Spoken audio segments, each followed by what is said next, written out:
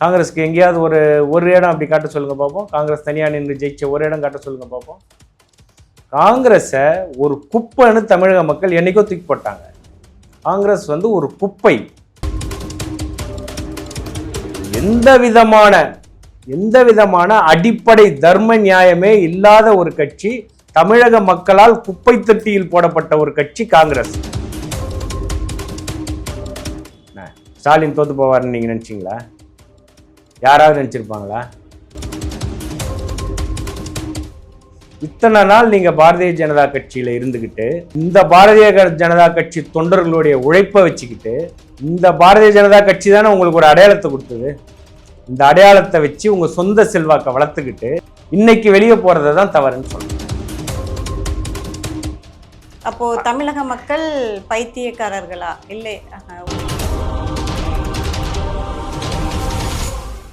குக்கு செய்திகள் நேயர்களுக்கு அன்பு வணக்கம். நான் பத்மபிரியா. இன்று நமது நேர்காணலின் சிறப்பு விருந்தினர் பாஜகவின் வடசென்னை கிழக்கு மாவட்ட பொதுச் செயலாளர் ஆர்.வி. நிரஞ்சன் குமார் அவர்கள். வணக்கம் சார். வணக்கம்மா. சார், நீண்ட நாட்களாக ஒரு செய்தின்னு சொல்ல முடியாது, மக்கள் மனசுல ஒரு கேள்வியாகவும் இருந்தது. பாஜகவின் முன்னாள் மாநில தலைவர் திரு அண்ணாமலை அவர்கள் புதியதாக ஒரு கட்சி ஆரம்பிக்க போகிறார்ங்கிற ஒரு செய்தி, அப்புறம் கட்சி ஆரம்பிப்பாரா அப்படிங்கிற ஒரு கேள்விக்குறியும் இருந்தது. அதற்கு அவர் நேற்று என்ன சொல்லியிருந்தாருன்னா, நாளை பகல் 12 மணிக்கு என்னுடைய அறிவிப்பை நான் சொல்றேன் அப்படின்னு சொல்லியிருந்தாரு. அதே மாதிரியே அறிவிப்பையும் வெளியிட்டார். புதிய கட்சி தொடங்க போகிறார் அப்படின்ட்டு, தொடங்க போகிறேன் அப்படின்னு சொல்லிட்டாரு. அவர் கட்சி, அதை பத்தி நீங்க என்ன நினைக்கிறீங்க சார்? புதிய கட்சி தொடங்குறத பத்தி. அதாவதுமா, இந்த பாரத தேசம் ஒரு மிகப்பெரிய ஜனநாயக நாடு. இங்கு கட்சி, ஒரு புதிய அரசியல் கட்சி தொடங்குவதற்கான உரிமை உங்களுக்கும் உண்டு, எனக்கும் உண்டு, நம்ம கேமராமேன் தம்பிக்கு உண்டு, எல்லாருக்கும் உண்டு. யார் வேணா தொடங்கலாம். அவருக்கும் அந்த ஆசை வந்திருக்கு. அவரும் ஒரு கட்சியை தொடங்கி. திடீர்னு அந்த ஆசை ஏன் சார் வரணும்? இத்தனை நாட்கள் பாஜகல தான் இருந்தாரு. திடீர்னு ஆசை வந்ததா, இல்லை ரொம்ப நாளாக அதை பிளான் பண்ணியிருந்தாரா, இல்லை பாரதிய ஜனதா கட்சியை உபயோகப்படுத்தி அவருடைய சொந்த செல்வாக்கை அவர் வளர்த்துக்க முயற்சி பண்ணி அதில் வளர்த்து இன்னைக்கு அதை அவர் சொந்த கட்சியாக கொண்டு இங்கே டெலிவரி பண்ணுறாரா அப்படின்றதெல்லாம் நம்ம டைரெக்டாக சில விஷயங்களை சொல்ல முடியாது. அந்த மாதிரியான சந்தேகங்கள் எல்லாருக்கும் உண்டு. கரூர் எம்பி ஜோதிமணி அவர்கள் கூட சொல்லியிருக்காங்க, இப்போதான் 6 வருஷம் கழிச்சு தான் திரு அண்ணாமலை அவர்களுக்கு தெரிய வந்திருக்குது. தமிழக மக்கள் பிஜேபியை வெறுக்கிறாங்க, பிஜேபியால தமிழகத்துல கால் ஊன்ற முடியாது அப்படின்னு சொல்லியிருக்காங்க. அந்த உண்மை இப்பதான் அவருக்கு தெரிய வந்திருக்குது அப்படின்னு சொல்லியிருக்காங்க. அதை பத்தி என்ன சார்? தமிழக மக்கள் உண்மையாகவே வெறுக்கிறாங்களா பாஜகவை? இந்த கேள்வி நீங்கள் ஜோதிமணி எம்பிகிட்ட தான் கேட்டிருக்கணும். ஏன்னா இந்த ஸ்டேட்மெண்ட்டை சொன்னது அவங்க தான். தமிழக மக்கள் பாஜகவை வெறுக்கிறாங்கன்ற இந்த ஸ்டேட்மெண்ட்டை சொன்னது அவங்க தான். தமிழக மக்கள் என்றைக்குமே தேசியத்தின் பக்கம்தான் நிற்பாங்க. நீங்கள் உதாரணத்துக்கு நீங்கள் பார்த்தீங்கன்னா, நம்முடைய பாரத பிரதமர் ஒவ்வொரு தடவை தமிழ்நாட்டுக்கு வரும்பொழுதும், இல்லை தமிழ்நாடு இல்லாமல் வேறு மாநிலங்களில் நிறையா மீட்டிங்கில் பேசும்பொழுதும் முதல்ல அவர் திருக்குறளை சொல்லிட்டு தான் ஆரம்பிப்பார். நம்ம காசியில் நடந்த ஒரு மிகப்பெரிய ஒரு விழாவாகவே அதை நடத்தி காமிச்சார். அதுபோன்று பாரதிய ஜனதா கட்சி தமிழனுடைய தொன்மையையும், இப்போ கூட அந்த ஆனைமலை செப்பேடுகள் இதெல்லாமே நம்ம பாரத பிரதமரோட முயற்சியினால தான் இங்கே கொண்டு வரப்பட்டது. இதை தமிழக மக்களும் நன்கு உணர்ந்திருக்கிறாங்க. ஜோதிமணி அவர்கள் எதன் அடிப்படையில் இப்படி சொல்கிறாங்க அப்படின்றதுக்கான ஆதாரத்தை அவங்க கொடுக்கணும். இப்போ கூட்டணி இல்லாமல் காங்கிரஸ் கட்சி இங்கே நின்னா ஜோதிமணி எம்பி ஆயிடுவாங்களா? காங்கிரஸ் கட்சிக்கு இங்கே எத்தனை % ஓட்டு இருக்குது? காங்கிரஸ் கட்சி தமிழ்நாட்டை ஒரு காலத்தில் ஆண்டு கொண்டிருந்த கட்சி இல்லையா? ஆமாம். இன்னைக்கு ஏன் முடியல? அப்போ ஜோதிமணி ஒத்துக்குவாங்களா? காங்கிரஸை மக்கள், தமிழக மக்கள் வெறுத்து ஒதுக்கி தூக்கி குப்பையில போட்டாங்க. அதுதான் உண்மை. ஆனா கடந்த திமுக ஆட்சியின் போது கூட்டணி கட்சியா இருந்து அவர்கள் வென்றார்கள் இல்லையா சார்? கூட்டணி கட்சியாக தானே வென்றார்கள். ஆ. எங்களுக்கு ம். மாண்புமிகு முன்னாள் அமைச்சர் ம். திரு பொன் ராதாகிருஷ்ணன் இருக்கும்போது நாங்கள் தனியாக நின்றே வென்றிருக்கிறோமே. ம். வென்று அவர் மத்திய மந்திரி சபையில் இணையமைச்சராகவே இருந்தார். ம். காங்கிரஸுக்கு எங்கேயாவது ஒரு இடம் அப்படி காட்ட சொல்லுங்க பார்ப்போம். காங்கிரஸ் தனியாக நின்று ஜெயிச்ச ஒரு இடம் காட்ட சொல்லுங்க பார்ப்போம். காங்கிரஸை ஒரு குப்பைன்னு தமிழக மக்கள் என்னைக்கோ தூக்கி போட்டாங்க. காங்கிரஸ் வந்து ஒரு குப்பை. காங்கிரஸின் அது கொள்கை கிடையாது ஒன்று. இப்போ கூட பாருங்க, திமுகவோட கூட்டணியில் இருந்தது, கூட்டணியில் இருந்து ஜெயிச்சாங்க. ஆனால் எலெக்ஷன் முடிஞ்சது. மந்திரி சபை வந்து தாவேகா அமைக்குது. இங்கே கூட்டணியிலிருந்து சீட்டு வாங்கி ஜெயிச்சு எம்எல்ஏ ஆகி வேற ஒரு கட்சி ஆட்சி அமைக்குது. இவ்வளோ நாள் ஒட்டுண்ணி மாதிரி அங்கே உறிஞ்சி சாப்பிட்டுட்டு இருந்தாங்க. இன்னைக்கு மந்திரி பதவி கிடைக்குதுன்ன உடனே அதை தூக்கி போட்டு இங்கே வந்துட்டாங்க. இப்படிப்பட்ட கேவலமான ஒரு கட்சியை ஒருவேளை கட்சியின் நன்மையை கருத்தில் கொண்டு கூட மாறி இருக்கலாம்ல சார். கட்சியின் நன்மை இதெல்லாம் தாண்டி ஜனநாயகம்னு ஒண்ணு இருக்குல்லம்மா. நீங்க வாங்கின ஓட்டு தாவேக்கா ஓட்டா? காங்கிரஸ்காரங்க நின்று வாங்கின ஓட்டு தாவேக்கா ஓட்டா? இல்ல. நீங்க வாங்கினது திமுக ஓட்டு. உங்க திமுக ஓட்டு 100 ஓட்டு விழுந்தா உங்க காங்கிரஸ் ஓட்டு 1 ஓட்டு விழும். கட்சி மாறுவது அரசியலில் இருக்கும் ஒன்றுதானே, அதை எப்படி தப்புன்னு சொல்ல முடியும்? அதாவதுமா, கட்சி மாறுவதை நான் நியாயப்படுத்த மாட்டேன். நீங்க கேட்டதுக்காக நான் சொல்றேன். இப்ப தாவேக்காவுடைய கொள்கை என்ன? திமுக எங்களுடைய அரசியல் எதிரி அப்படின்னு சொல்றாங்க. நீ திமுக கூட்டணியில நின்றுதான் நீ ஜெயிச்சு வந்திருக்கிற. இந்த கட்சி திமுகவை அரசியல் எதிரின்னு சொல்லுது, பாஜகவை கொள்கை எதிரின்னு சொல்லுது. நீ எப்படி இங்க உட்கார்ந்து சாப்பிட்டுட்டு நீ அங்க போய் எப்படி இது பண்ணுவ? அது தவறு இல்லையா? அது தவறு இல்லையா? தவறுதான். அப்ப எந்த விதமான அடிப்படை தர்ம நியாயமே இல்லாத ஒரு கட்சி, தமிழக மக்களால் குப்பை தொட்டியில் போடப்பட்ட ஒரு கட்சி காங்கிரஸ். அந்த கட்சியில இதே திமுக ஓட்டை வாங்கி ஜெயிச்ச ஜோதிமணி எம்பி அவர்கள் பாஜகவை பார்த்து இப்படி ஒரு வார்த்தை சொல்வது நகைப்புக்குரியது. சரி, இப்போ திரும்ப இந்த டாபிக் வரலாம். அண்ணாமலை கட்சியை பற்றி அவர்கள் வந்து ஒரு புதிதாக ஆரம்பித்திருக்கிற இந்த கட்சியில் வந்து பெர்மனன்ட் லீடர்ஸ் கிடையாது, எம்எல்ஏ எம்பி யாருமே கிடையாது. ஒரு எனக்குமே அது வந்து பொருந்தும், அடுத்தடுத்து பதவிக்கு வந்து மற்றொருவர்களுக்கு வாய்ப்பு அளிக்கப்படும். அதே மாதிரி ஒரு ஏபிஜே அப்துல் கலாம் அவர்கள் பெயரில் வந்து கோவை மாவட்டத்தில் பாலிடிக்ஸ் எத்திக்ஸ் அப்படின்னு சொல்லிட்டு அரசியல் எத்திக்ஸ் அப்படிங்கிற ஒரு சென்டரை ஆரம்பித்து அதில் வந்து எம்எல்ஏ எம்பிக்கும் வந்து ட்ரைனிங் கொடுக்க போகிறதாகவும் சொல்லியிருக்கிறாரு. ட்ரைனிங் பெற்றவர்கள் எடுத்துக்கொண்டவர்கள் மட்டும்தான் அரசியலில் வந்து நிற்க முடியும் அவர்கள் கட்சி சார்பாக அப்படிங்கிறதையும் சொல்லியிருக்காரு. இதை நீங்கள் எப்படி பார்க்குறீங்க சார்?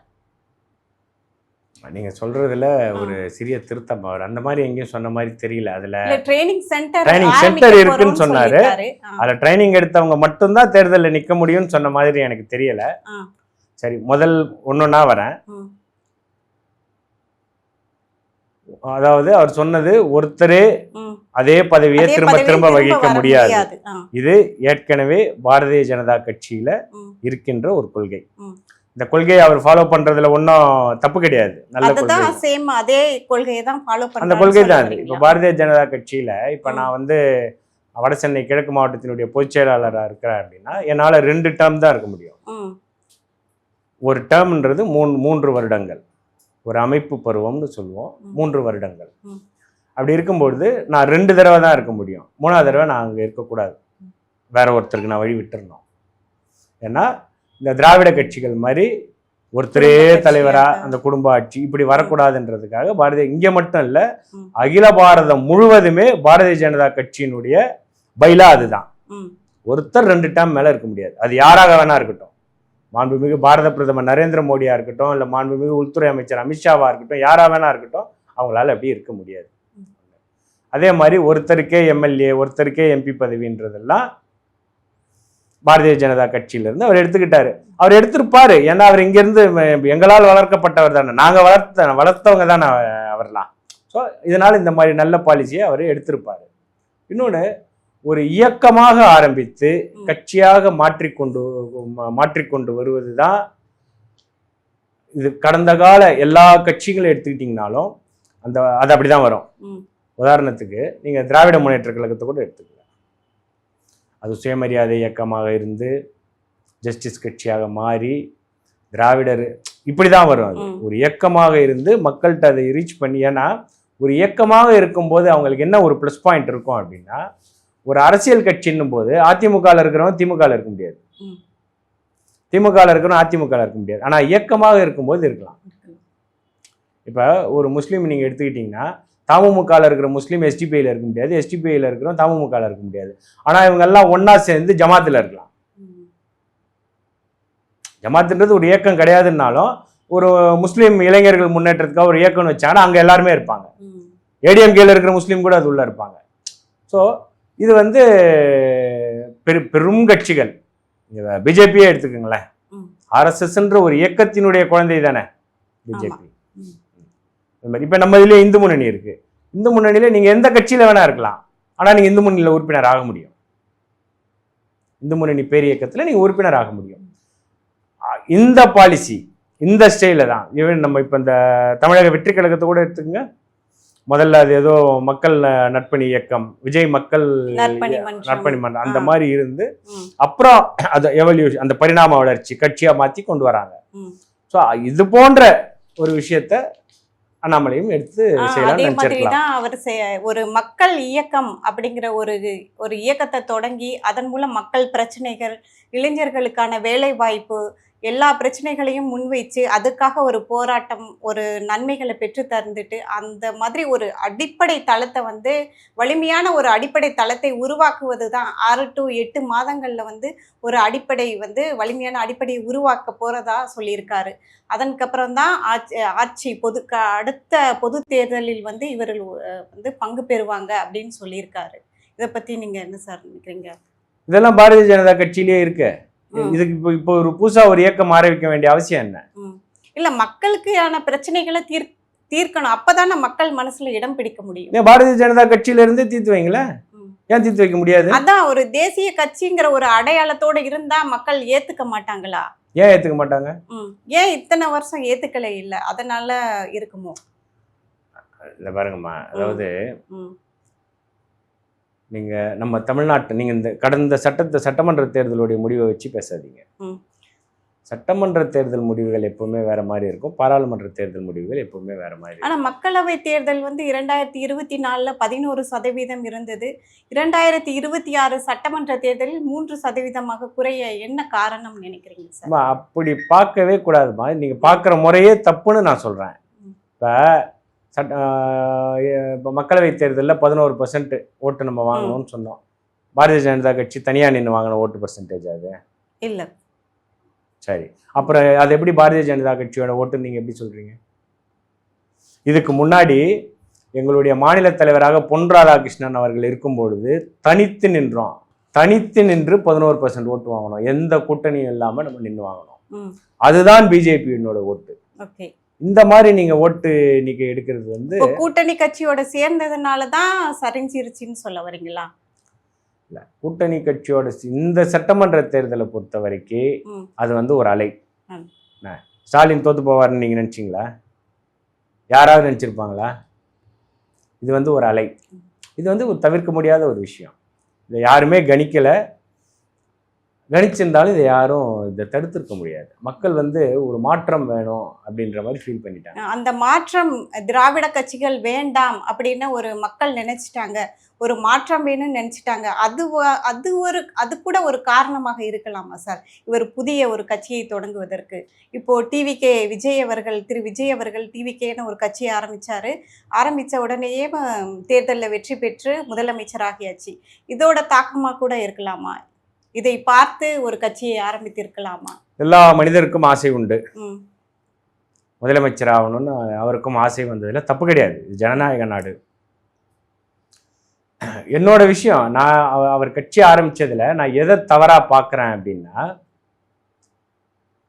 இத்தனை நாள் நீங்க பாரதிய ஜனதா கட்சியில இருந்துக்கிட்டு இந்த பாரதிய ஜனதா கட்சி தொண்டர்களுடைய உழைப்பை வச்சுக்கிட்டு, இந்த பாரதிய ஜனதா கட்சி தானே உங்களுக்கு ஒரு அடையாளத்தை கொடுத்தது. இந்த அடையாளத்தை வச்சு உங்க சொந்த செல்வாக்கை வளர்த்துக்கிட்டு இன்னைக்கு வெளியே போறதை தான் தவறுன்னு சொல்றேன். இவர் கட்சி ஆரம்பிச்சு வெளியே வந்ததுனால பிஜேபியில என்ன மாதிரியான ஒரு தாக்கத்தை ஏற்படுத்தும் நீங்க நினைக்கிறீங்க? எந்த மாதிரியான தாக்கமும் ஏற்படாதுமா. ஏன்னா இவரை விட ஆதரவாளர்கள் ஏதாவது கட்சியிலிருந்து பிரிந்து வருவதற்கான வாய்ப்புகள் இருக்கா? அது நடக்கதாமா செய்யும். அதெல்லாம் நடக்காதுன்னு நம்ம சொல்ல முடியாது. ஒரு ஆலமரம் இருக்கு, ஆலமரத்துல இருந்து ஒரு பெரிய கிளை விழுந்துருச்சு. இந்த கிளை விழுந்துருச்சுன்னா மரம் செத்து போயிருமா என்ன? அந்த கிளை விழும்போது கூட கொஞ்சம் இலைகள் சேர்ந்து விழதான் செய்யும்.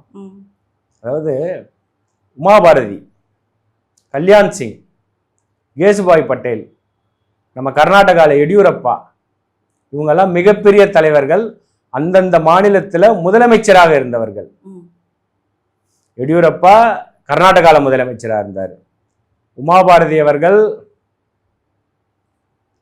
மத்திய பிரதேசத்தில் முதலமைச்சராக இருந்தாங்க. கல்யாண் சிங் அவர்கள் உத்தரப்பிரதேசத்தில் முதலமைச்சராக இருந்தாங்க.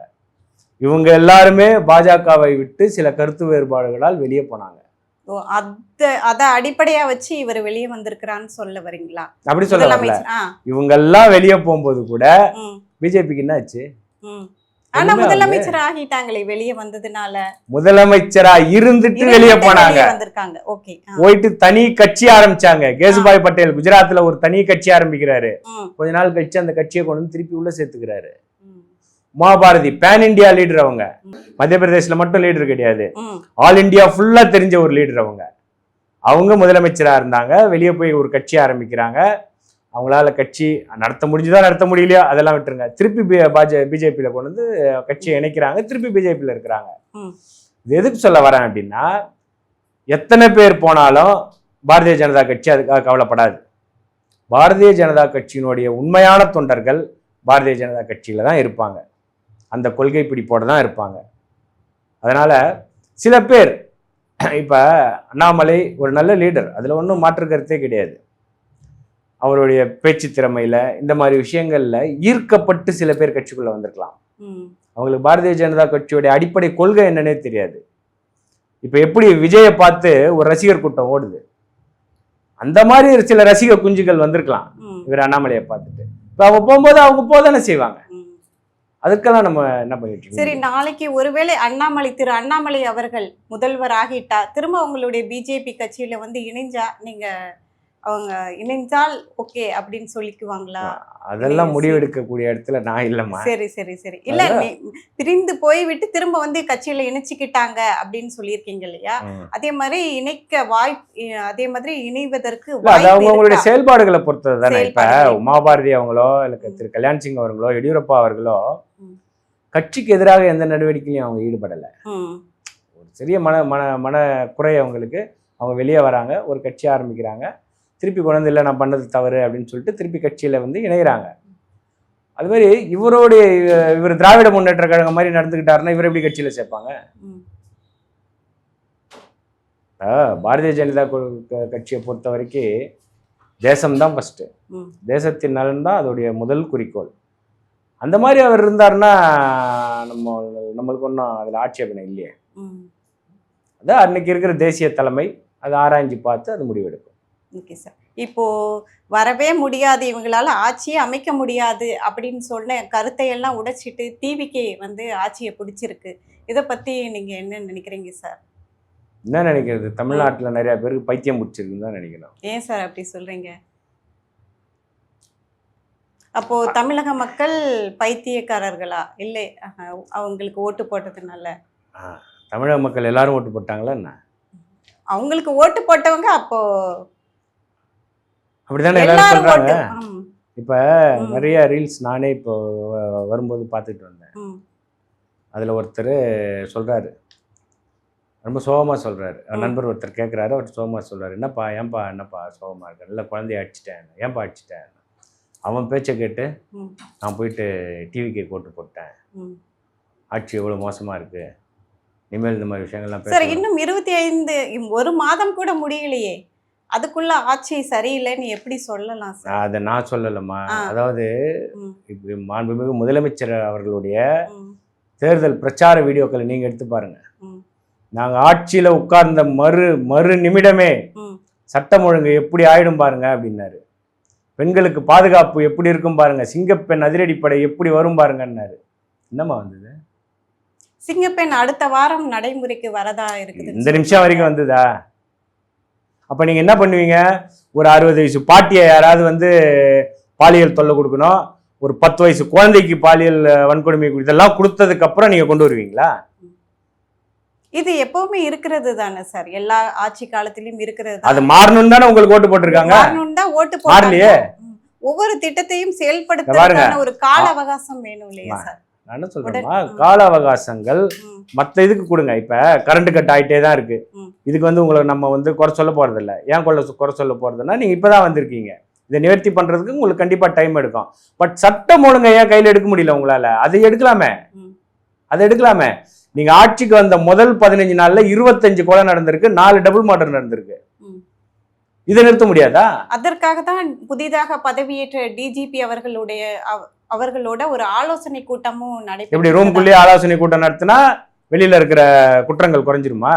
நீங்க என்ன பண்ணிருக்கணும்? குறைவதற்காக தான் ஆலோசனை கூட்டம் நடைபெற்றது. ஒரு சரியான அரசாங்கம் முதல்ல வந்தவனே சட்டம் ஒழுங்கை கையில எடுத்துருக்கணும்.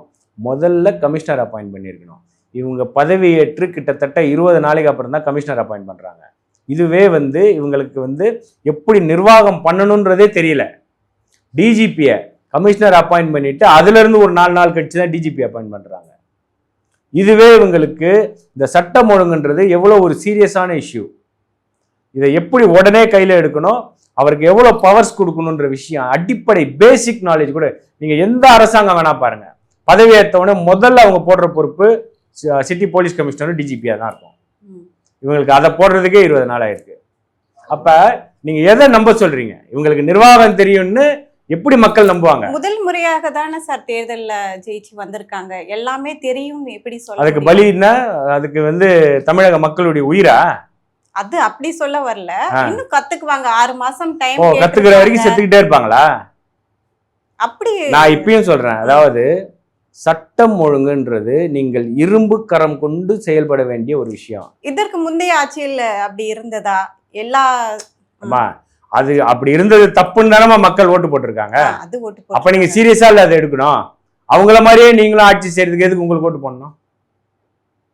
அது தப்பு, அவங்க சரியில்லை, அவங்க சட்டம் ஒழுங்க இது பண்ணல, எங்க பார்த்தாலும் கஞ்சா, எந்த நேரத்துல போய் ஒயின் ஷாப் கதவை தட்டினாலும் கீழே பாட்டில் கொடுக்குறான், இதுக்காக தானே உங்களுக்கு ஓட்டு போட்டாங்க. 717 ஒயின் ஷாப்பை மூடிட்டேன்னு சொன்னீங்க. எந்தெந்த இடத்துல ஒயின் ஷாப்பை மூடி இருக்கேன்னு இது வரைக்கும் ஒரு அறிக்கை கொடுத்தீங்களா? அதற்கு ஒரு ஆலோசனை கூட்டம் நடந்ததா சொல்லப்படுது. அப்ப இந்த அரசு வெறும் ஆலோசனை கூட்டம் மட்டும் போட்டுக்கிட்டே இருக்கும். இல்ல, இது முழுமையாக மூடப்படணும்ங்கிறதுக்காக தான் அந்த ஆலோசனை கூட்டமே நடத்தப்பட்டது. நான் கேட்கறது உங்களுக்கு புரியல. 717 மதுக்கடைகளை முதற்கட்டமாக மூடுவேன்னு அவங்க சொல்லி கிட்டத்தட்ட 2 வாரம் ஆகுது. ஒரே ஒரு கடை எங்க மூடிருக்காங்க? 512 கடைகள் மூடப்பட்டதாக எங்க இருக்கு சொல்லுங்க? எந்த தெருல எத்தனை நம்பர் கடையை மூடுனாங்க சொல்லுங்க? நான் சொல்லல, நிறைய செய்தி அவங்களதான் சொல்ல சொல்றேன். அவங்களதான் சொல்ல சொல்றேன். லிஸ்ட் கொடுங்க, 512 கடைகளோட லிஸ்ட் கொடுங்க. எந்த தெருல, இது எத்தனை நம்பர் கடை, எந்த ஊர்ல, எங்க மூடினாங்க சொல்லுங்க. ஏன் சொல்ல மாட்டாங்க? நான் சொல்றேன், ஒரு கடை கூட இது வரைக்கும் அவங்க மூடல, வெறும் போய் சொல்றாங்க.